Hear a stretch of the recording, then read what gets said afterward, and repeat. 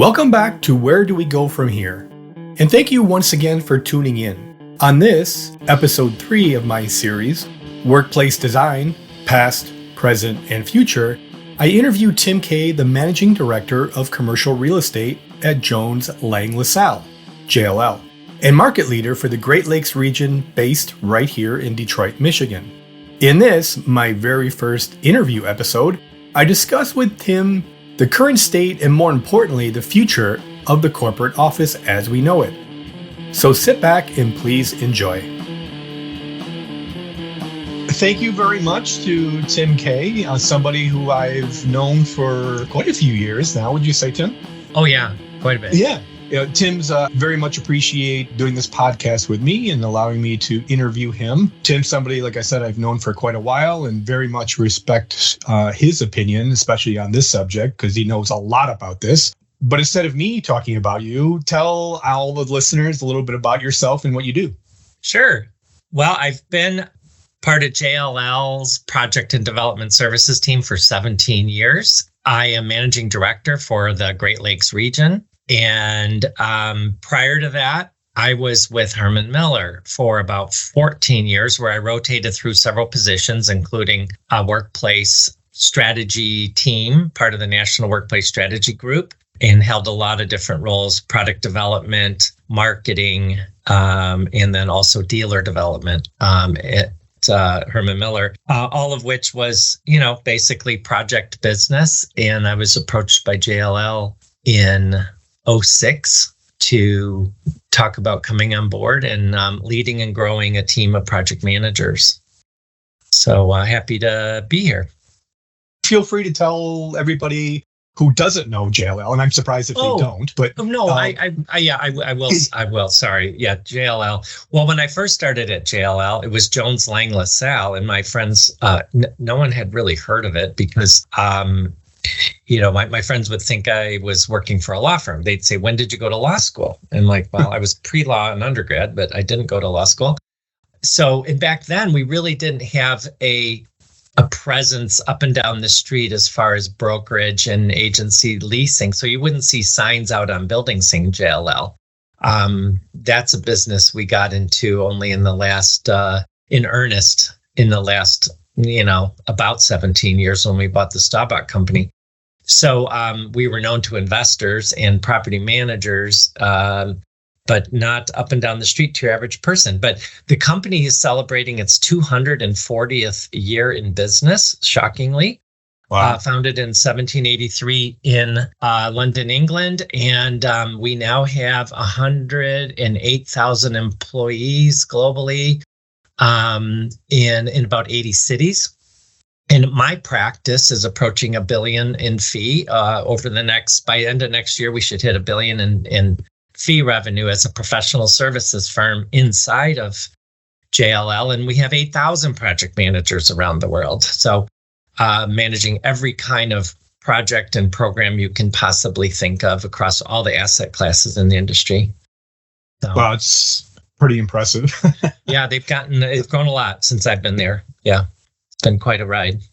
So piggybacking off my last episode that I recorded, which you probably haven't heard yet because I haven't released it, but it sort of discussed remote working from probably the early 2000s, which was starting to kind of take hold anyway.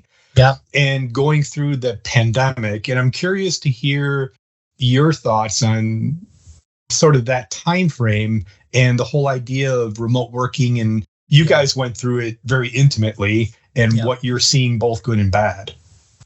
Yeah, the remote working, it's funny for my project, my group, where it's very much like an architecture firm. You're either at client sites, your work is where you are.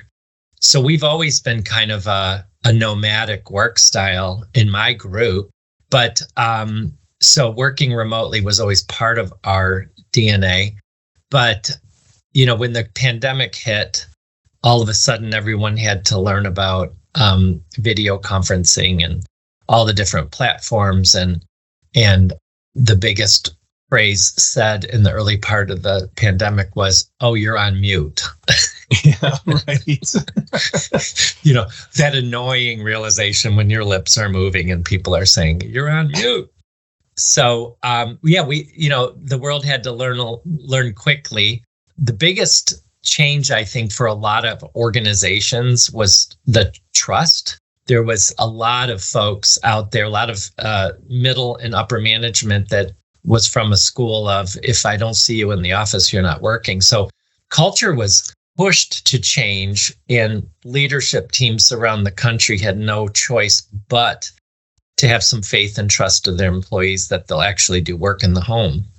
And, a lot of public institutions, which universities never embrace this, but now they have, and they're learning a lot. And I'll speak personally, my wife at University of Michigan, her group has reduced real estate by quite a bit, realizing that they don't need individual workstations, and people are being quite productive by having them in a few days a week and having unassigned workstations, and the ability to scale. The design of the office is scaling for surge when you have an all hands, right? So I think the genie's out of the bottle on remote, on hybrid, and but it's come full circle. I think a lot of companies are being a little more assertive with their language around the importance of coming back to work. I personally think it's critical, and I'm sure we'll get into that later on in this podcast. But no, I think, does that answer your question?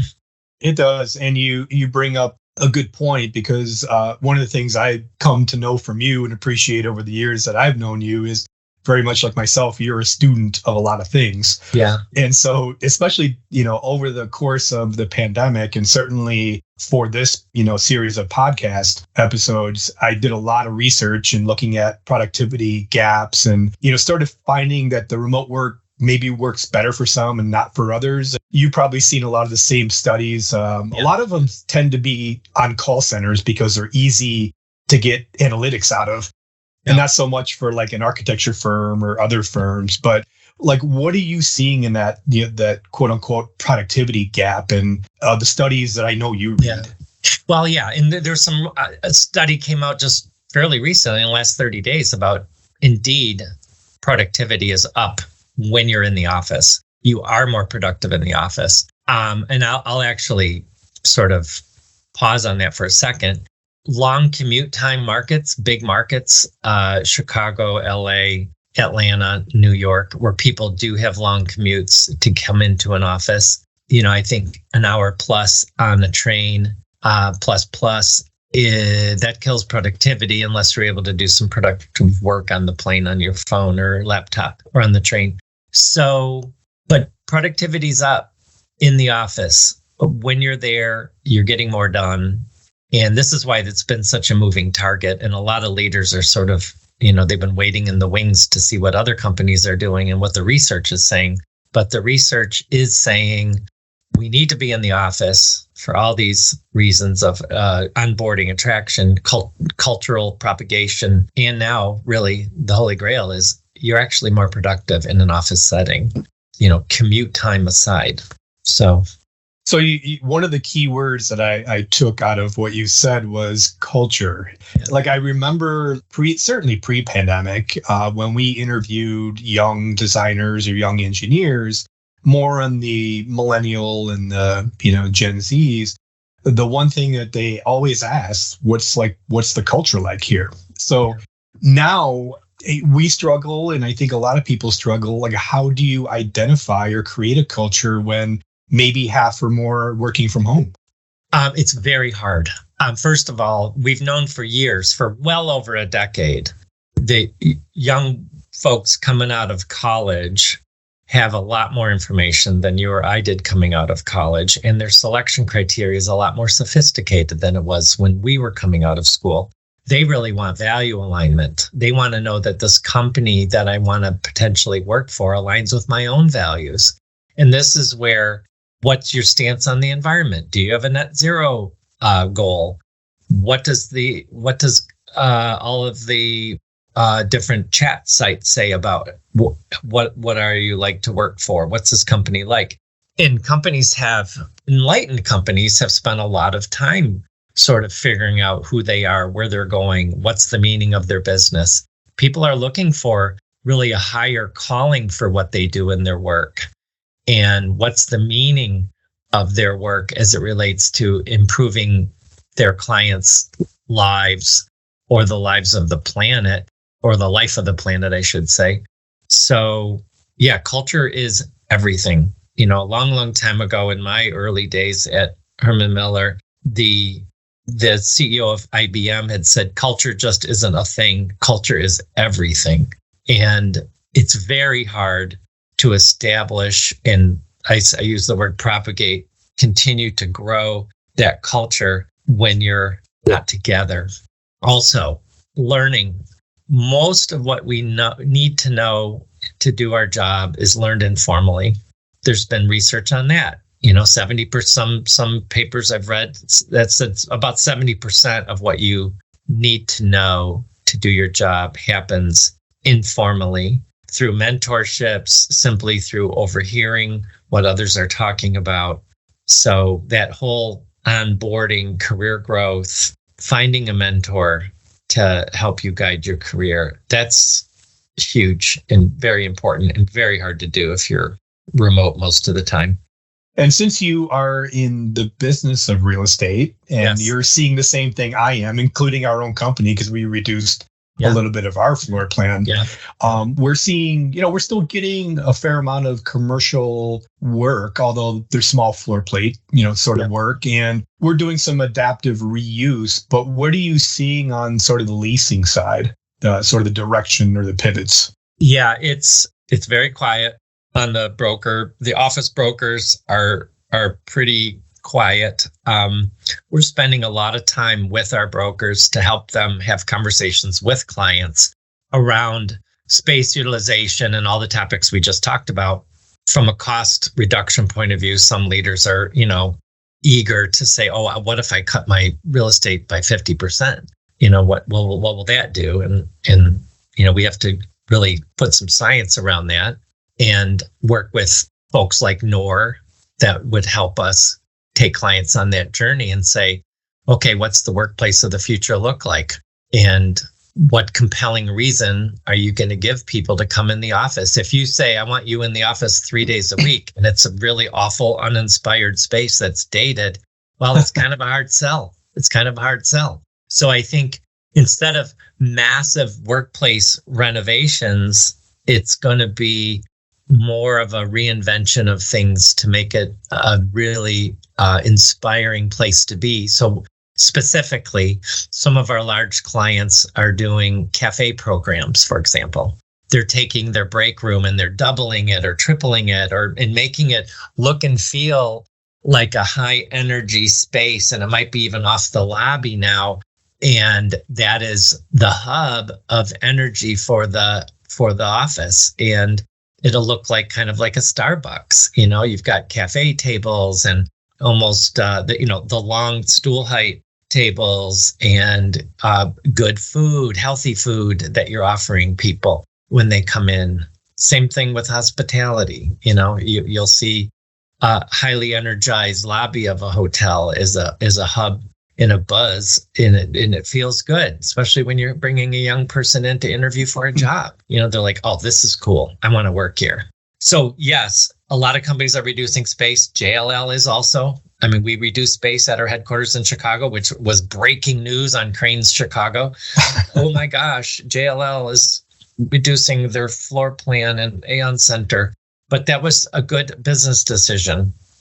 We also have suburban office location, which actually is growing more, right? So we're looking at, actually growing a suburban office closer to where a lot of people are. So entire teams have located out there. So out to Narrow Hair Airport. So yes, reductions are happening. The leasing rates, there's a big concern with, everyone's read about it. The big holders of commercial office space, there's a worry about potential defaults and all of that. So there's a big scramble to what the brokers talk about, blend and extend, which we did in the last big downturn years back, is get people to stay at the same rate, but extend out a few more years and trying to weather through this. And it is a bit of a musical chairs to get some extensions signed before these notes are due on some of these big loans. So there's also a movement, and I see you have it down the way. And you mentioned the term adaptive reuse, which can be a few things. We are doing a lot of studies around the fact that, yes, we have a lot of inventory of office. In our market, there's a lot of suburban office stock that we don't even include in the statistics because they're dated. We talk about Class A, B, C. These aren't even C. So I think the demo contractors will have a very big surge in business over the next few years. It's simply taking down office that cannot be adaptively reused into something else effectively. So you're better off not holding and securing the asset. You're better off turning it back to Mother Nature and holding the asset for a future use. Now, we have been doing a lot of studies around converting office to residential. Mm-hmm. Lots of them, lots and lots around the country. Some of our big holders of office buildings have asked us to look at some key assets. And, this is a design, architectural, and structural engineering study, first and foremost. How does it lay out? Can the office really hold plumbing load? You're adding showers, bathrooms, kitchens. Can that floor plate handle plumbing load? Right? Mm-hmm. A lot of times the answer is no. So then it's a short study.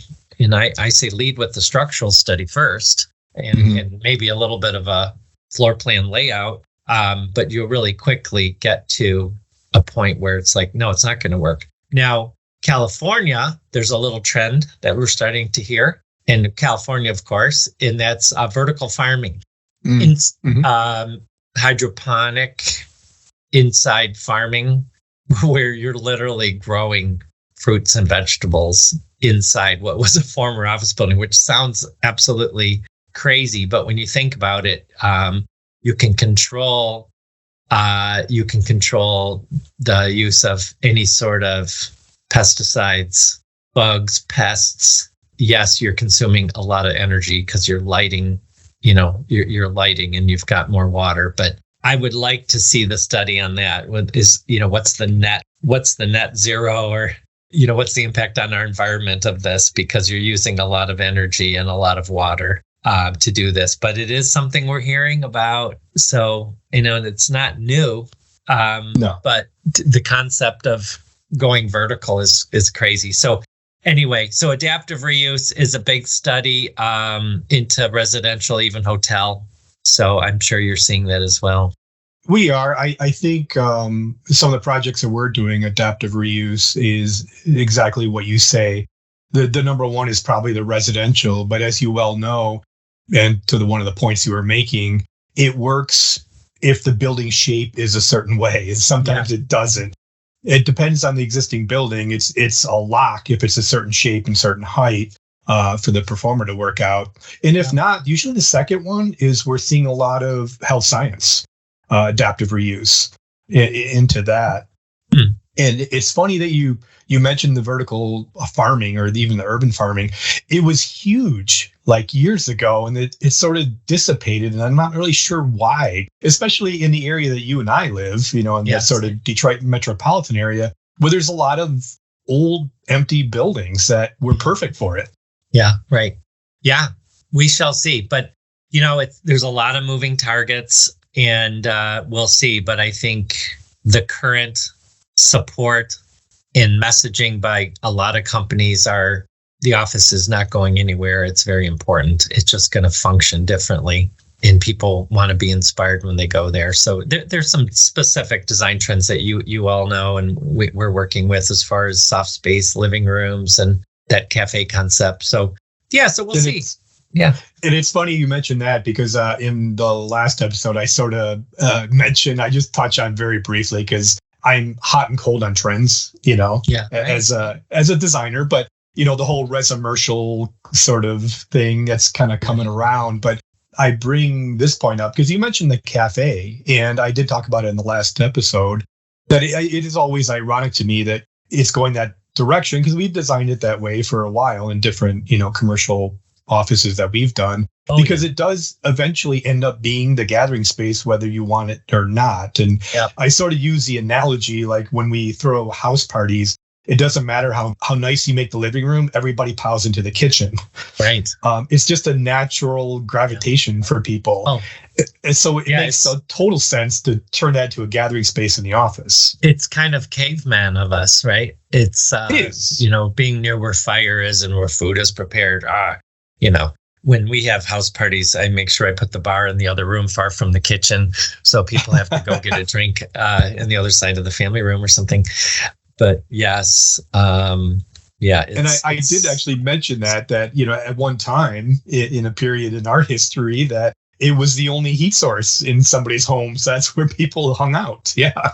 Naturally. Yes. Yeah. Sort of. Yeah. In our DNA. Yes. I wholeheartedly agree with you. One of the points is to bring people back to the office, you have to have something for them. And I'm not a proponent on bringing people back just to have them sit on Teams meetings. That doesn't make sense either. So what are you seeing to get people back, and how much, obviously technology plays a part, but sort of the secondary part of that question is the AI component mixed in with also trying to bring people back.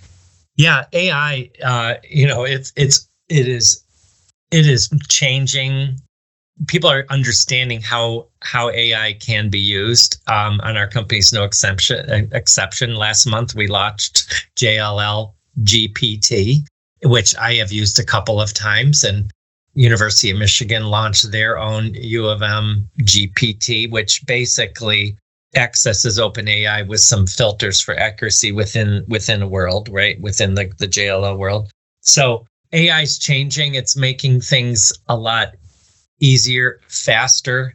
I was able to answer a client's question, which was very detailed around possible incentives across different across different asset classes. Adaptive reuse again.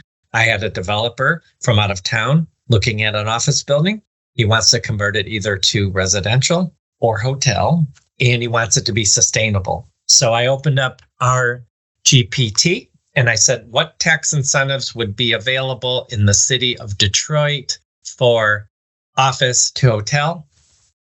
And it gave me like 10 answers, very detailed, extremely well written. And I said, okay, what about to a hotel? And then I said, it's a conversation. GPT is a conversation. You just keep asking. It's kind of like Google on steroids. And I just kept asking it questions. I said, okay, what if this building needed to be sustainable or net zero?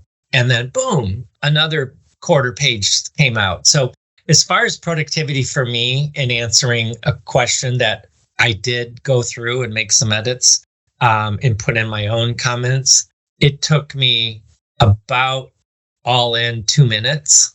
That would have taken probably an hour and a couple emails. That's one kind of question. One of the examples I saw was in design narratives.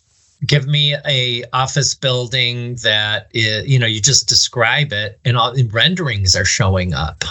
Right. I mean, it's scary for anyone that's, in the creative realm. Of course, it's just a picture. There's a lot that goes behind a picture. But for an architect or designer, it could kind of speed up that visual discovery process with a client. So AI is changing a lot. There's a young data analyst at our firm that was demonstrating it, and he had said that he was stuck writing code and he had a question. He was having a hard time finishing this line of code. So he went out to OpenAI. It was actually part of Snapchat GPT. Asked the question on the line of code. The line of code came up in 2 seconds.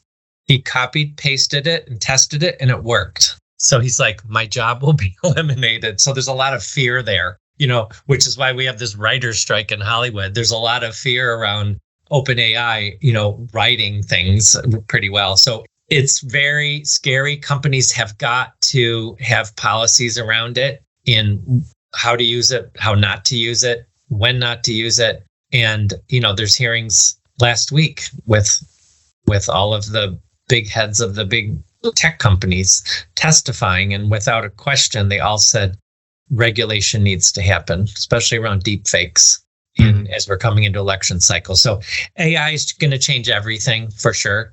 To your other question around the expectation of technology in the workplace, huge expectations. I mean, it is, look at us. Look at my day today. I'm starting out in home office. Then I'm going to a site. Then I am going to my office. And then I'm actually back downtown. I'm going to jump into a coffee shop before a late afternoon meeting. I want a seamless connection with my technology from place to place to place.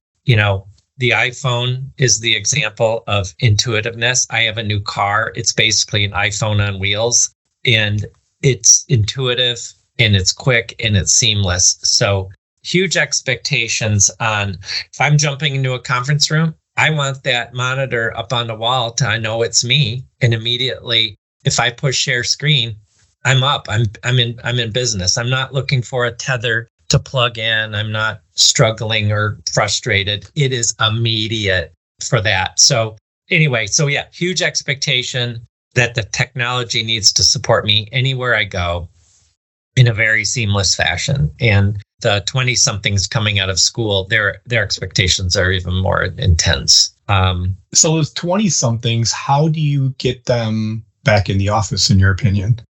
I mentor young people. I had a young man that was coming out of University of Dayton, and he had a job offer where he could work 100% remote, and he was going to move up to the family cottage in northern Michigan. And he was so excited. He's like, "Oh my gosh, I can work remote." And I said, I got to tell you, your growth and development as a person out of school will stop. And in a couple of years, you will not be as employable to take it to the next level. Because research, again, shows that a young person will have 7 or 8 jobs during their career, or even more. So if you assume in 2 years' time he'll be ready for the next thing, will he be a competitive candidate for the next thing? And I said, you will not. You will not. So he took a job where he's in the office a few days a week, loves it. You ask anyone that's been successful down the road, and they say they can name a person or couple people that were critical in their growth and development as a person in business. A mentor of some sort was really key. So I think that's the message, is that if you want to grow, learn, and develop, you've got a freshly printed diploma, but that's just a small portion of what you need to know to do your job. You're going to learn it by interacting with people. So you have to do that. You have to explain that, the benefits to them. It's always about the benefits to the employee. Why should I, get up early, shower, shave, and put on clothes that have zippers and buttons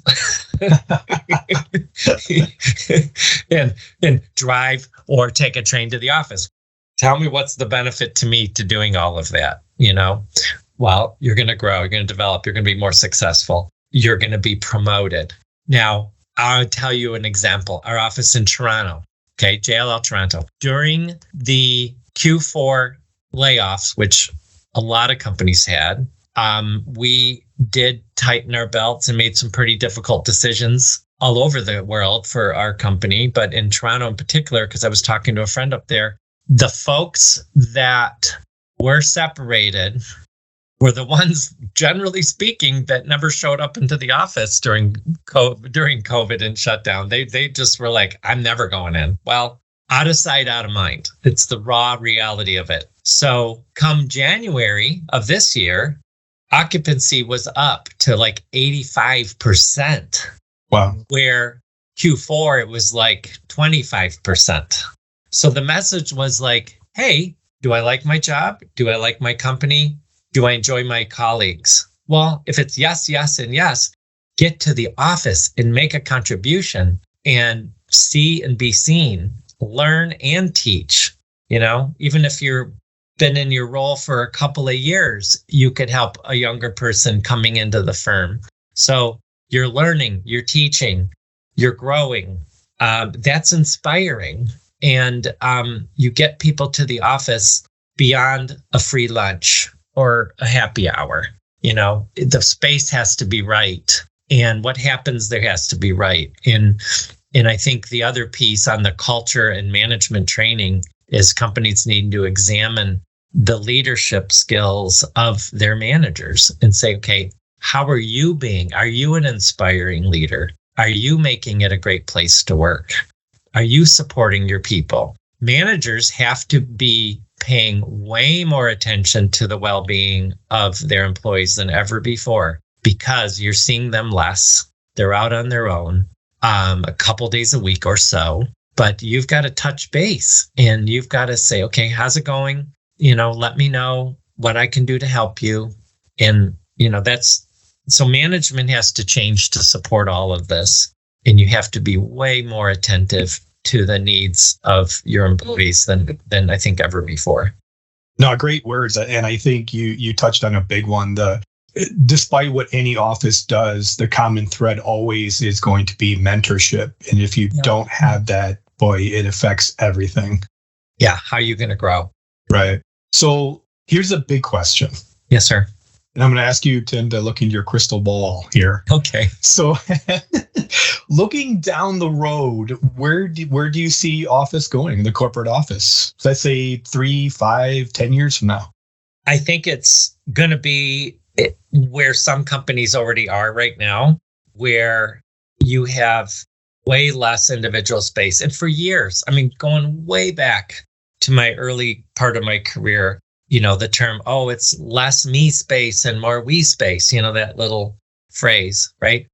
I think the workplace is going to be even more intensely a place to collaborate and share ideas. So what does that look like? That means when I come to the office, I do have a place to drop down, hopefully proximate to other people on your team, right? So not wildly free address work style, but unassigned, but neighborhooded. I'll say that's probably not a word, but neighborhoods generally co-located with people in your work group when you're in.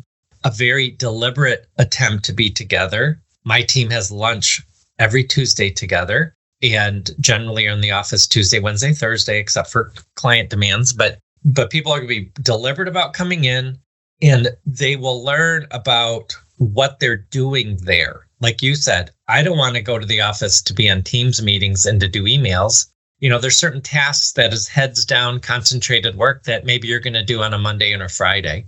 And when you're in the office, most of what you're going to do is connect. So it's got to be pleasing to the eye. And I said earlier, things like soft seating vignettes, like living rooms with a screen that has the best technology for connectivity and idea sharing. The big trend the last several years has been these little phone booths. Like if I need to make a private conversation, I can jump into a little room or a little phone booth or a small conference room and do that. So it'll be choice. I think the biggest word going in the future down the road is going to be choice. I want to have a choice of how I work, where I work, and who am I meeting with.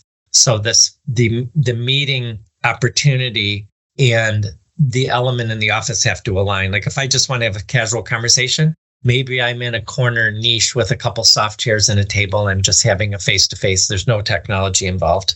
Or a small conference room with a few people to show them a quick idea on my laptop. So anyway, I think a lot of the leading edge trends will continue. Surge capacity for all hands has to happen.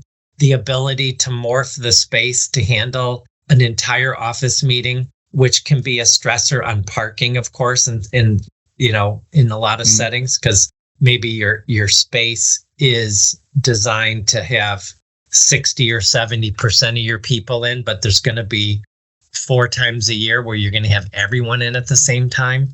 And I've seen brilliant but simple ideas on how to handle a surge of increased 20-25% people that do need to work there for a few hours while there's an all hands meeting.